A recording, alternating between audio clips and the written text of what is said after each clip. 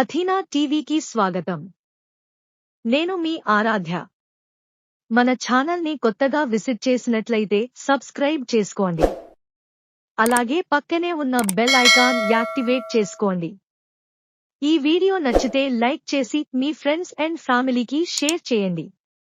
ఇక మనం మన వీడియోని స్టార్ట్ చేద్దాం.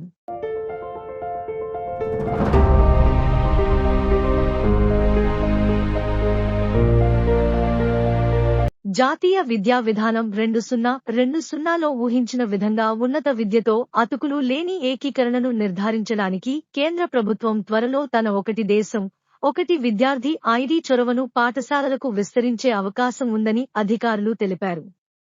చొరవ కింద విద్యార్థులకు 12 అంకెల ప్రత్యేకతో automated permanent academic account registry APAAR card అందించబడుతుంది. ఉన్నత విద్యలో కేంద్రం ఈ చొరవను ప్రారంభించింది మరియు ఇప్పుడు 22 మిలియన్ల విద్యార్థులకు అపార్లు జారీ చేయబడుతున్నాయి. అపార్ ఆధార్ ప్రామాణీకరించబడిన ఐడి విద్యార్థి యొక్క academic bank of credit ABC కి గేట్వే. ఇది క్రెడిట్ల డిజిటల్ రిపోజిటరీ. డిజిటల్ లాకర్ అయిన యాక్సెస్ చేయడానికి కూడా ఇది ఉపయోగించబడుతుంది. ఇక్కడ విద్యార్థులు మార్క్ షీట్లు మరియు సర్టిఫికేట్లతో సహా ముఖ్యమైన పత్రాలను నిల్వ చేయవచ్చు. అపార్ చివరికి ప్రీప్రైమరీ నుండి PHE వరకు విద్యార్థులకు జీవితకాల ఐడి అవుతుంది. విద్య అనేది రాష్ట్ర సబ్జెక్ట్ కాబట్టి రాష్ట్రాలు NEP 2020 కింద ఏదైనా చొరవను అనుసరించడం తప్పనిసరి కాదు.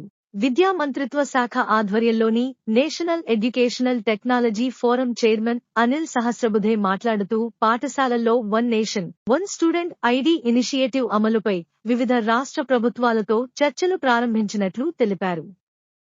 ఇది విద్యార్థులు, పాఠశాలలు మరియు మొత్తం విద్యా వ్యవస్థకు విషయాలను సులభతరం చేస్తుంది. ఇది ప్రీప్రైమరీ నుండి ఉన్నత విద్య వరకు విద్యార్థుల విద్యా పురోగతిని ట్రాక్ చేయడంలో వారికి సహాయపడుతుంది.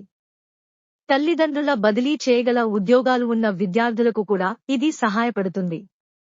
వారు మారినట్లయితే పాఠశాలల మిడ్ సెషన్ ఇతర పాఠశాలలు వారి ABC ఖాతాకు ప్రత్యేకని జోడిస్తాయి. ఉపయోగించి లాగిన్ చేయడం ద్వారా వారి పురోగతిని యాక్సెస్ చేయవచ్చని వారు చెప్పారు. ఈ ఏడాది కేంద్ర ప్రభుత్వం నేషనల్ డెట్ ఫ్రేమ్వర్క్ NCRF ను ప్రవేశపెట్టింది. ఇది పాఠశాల మరియు వృత్తి విద్యను కలిగి ఉంటుంది. NCRF కింద విద్యార్థులు పాఠశాల నుండే క్రెడిట్లను సంపాదిస్తారు. ఇది వారి ABC ఖాతాల్లో జమ చేయబడుతుంది. ఈ వీడియో మీకు నచ్చినట్లయితే లైక్, షేర్, ఇంకా కామెంట్ చేయండి. అలాగే మన ఛానల్ ని సబ్స్క్రైబ్ చేసుకోండి. మళ్ళీ కలుద్దాం.